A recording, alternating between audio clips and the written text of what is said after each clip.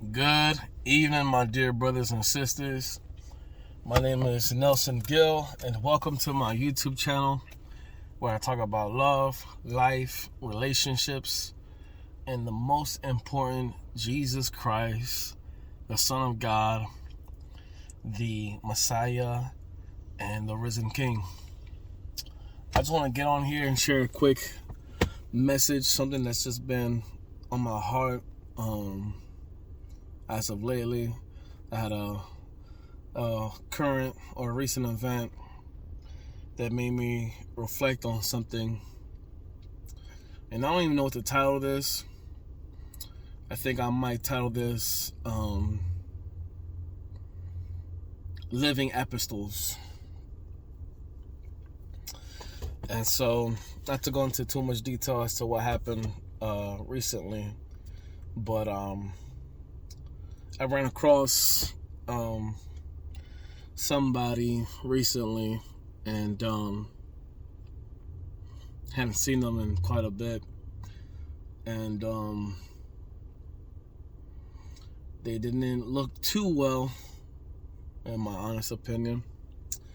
But looks can be very deceiving. But either way, looks can be deceiving, but also sometimes what you see is what you're getting. And the Bible tells us to be watchful and prayerful, and to test all spirits, see that they be from God, and you will know a tree by its fruit. And so the verse I want to bring up here today, it says here in 2 Corinthians chapter 3, verses 2. Ye are our epistle, written in our hearts, known and read of all men. I know that's just one verse. And just to put some context to this verse, Paul is talking about his church in Corinth. And he's speaking of the Reformation that happened in the church, and how the church which he led was a reflection of his ministry, and a reflection of God's grace and his power to inwardly change the hearts of people. And these were people who were completely gone on a lot of pagan and idolatrous worship, and they were into syncretism, which is the worship of Yahweh and your way. And so, but I like what he says there. He says, ye are our epistles written in our hearts. And so he was very, very happy to have shepherded these people, known and read of all men. And so the point I want to make here as it relates to that is that, as believers, our lives are a testimony of who God is. And they always hear people in the faith talk about how you're the only Bible people are going to read. And I share this because it definitely brings peace and comfort to know that what you're doing will show itself. And that might not bring peace to some folks.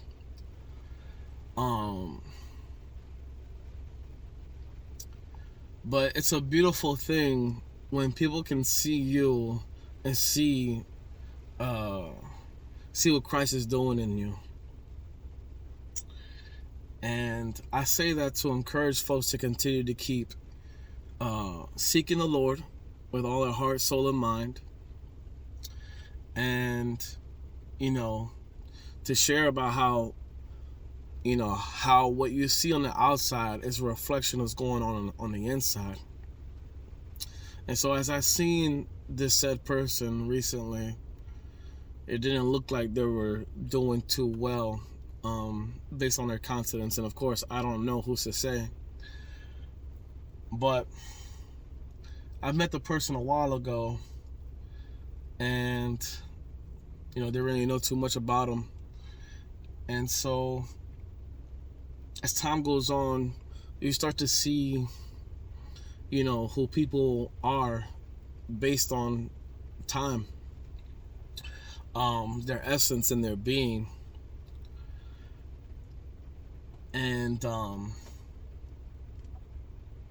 it's just something to take note of as you go on about life.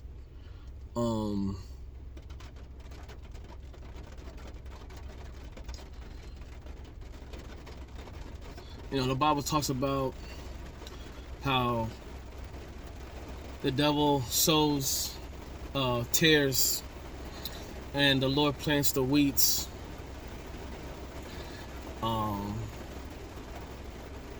How there's going to be a separation, but you gotta let the wheats and the tares grow together, the chaff, whichever one it is.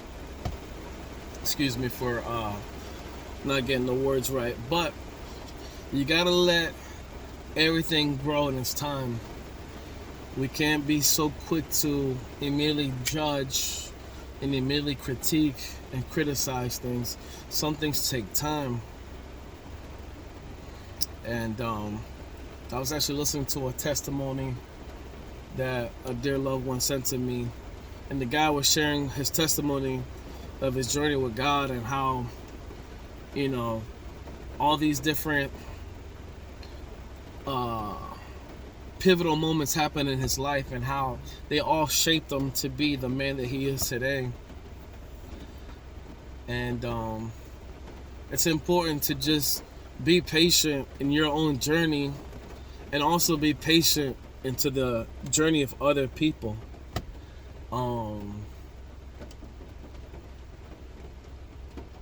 And so for me, this is encouraging for me because